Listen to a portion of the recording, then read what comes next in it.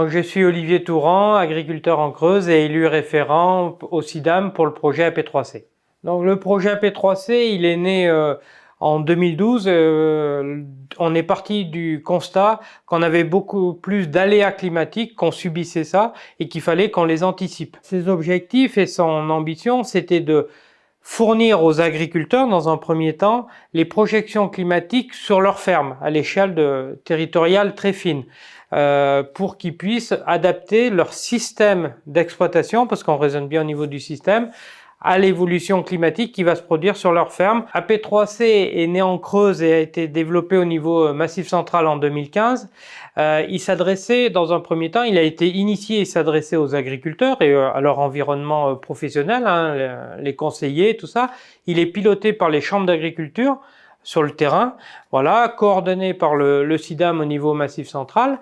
Mais maintenant, on souhaite s'adresser, être utile pour notre territoire. C'est-à-dire qu'on a sollicité, on va à la rencontre de tous les acteurs territoriaux, hein, les collectivités, les conseils départementaux, les Comcom et tout ça, parce que on est persuadé et on aimerait que plus aucun projet territorial ne se conduise sans intégrer les projections climatiques que nous avons à l'échelle 2050, parce qu'autrement, si on ne prend pas ça, ça veut dire que tous les projets qui sont conduits sur le terrain sont déjà en retard si on n'anticipe pas l'évolution climatique.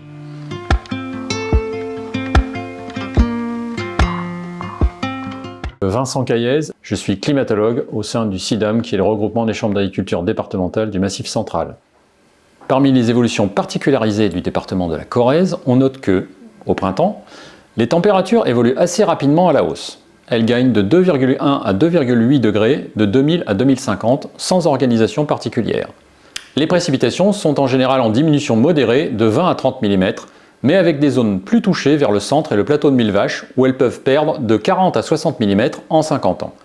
Le bilan hydrique potentiel combine les évolutions des précipitations et de la demande évaporatoire.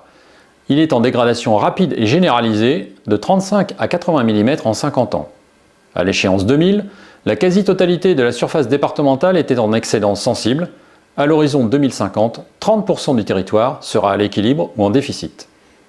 En été, les températures évoluent à la hausse. Elles gagnent de 0,8 à 2 degrés de 2000 à 2050, soit moins vite qu'au printemps, surtout vers le plateau de Millevaches. Contrairement à ce qui est habituellement indiqué, les précipitations sont en hausse majoritaire, particulièrement vers le nord-est où elles peuvent gagner de 20 à 60 mm en 50 ans. Elles sont stables, voire en légère baisse à l'extrémité ouest du département. Quant au bilan hydrique potentiel, il est en non-évolution sur certaines zones du plateau de Millevaches, mais en dégradation ailleurs, de 30 à 60 mm en 50 ans, soit moins rapidement qu'au printemps en général. En automne, les températures évoluent à la hausse de manière modérée et peu différenciée. Elles gagnent de 0,8 à 1,2 degrés de 2000 à 2050. Les précipitations sont en évolution contrastée du nord-est vers le bassin de Brive de plus 40 à moins 10 mm en 50 ans.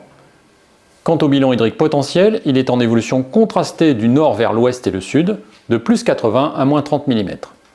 Alors que le bilan était excédentaire partout à l'échéance 2000, on voit apparaître des zones à l'équilibre vers le bassin de Brive à l'échéance 2050.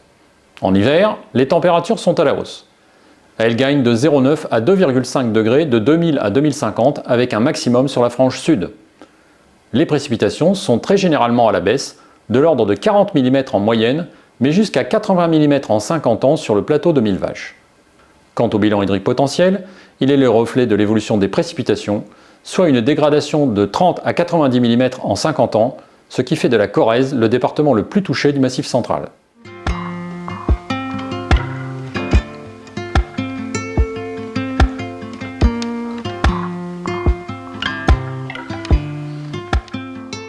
Paul-Henri Dupuis, je suis le commissaire à l'aménagement, au développement et à la protection du Massif Central.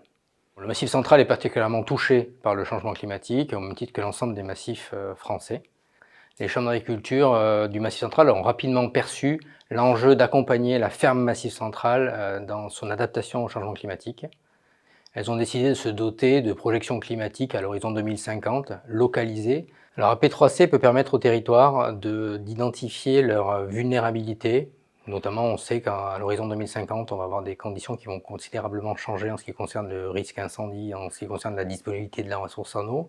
Et ensuite, elles peuvent être utilisées, ces données-là, un peu à l'exemple de ce que nous réalisons actuellement avec l'élaboration du plan stratégique d'adaptation au changement climatique du Massif central, eh bien pour se définir justement une stratégie, un chemin pour adapter notre territoire. Nous disposons aujourd'hui, grâce à des financements importants de l'État et des conseils régionaux du Massif central, de cet outil qui donc va profiter aussi bien aux filières économiques du territoire du Massif central qu'aux collectivités territoriales qui sauront s'en emparer.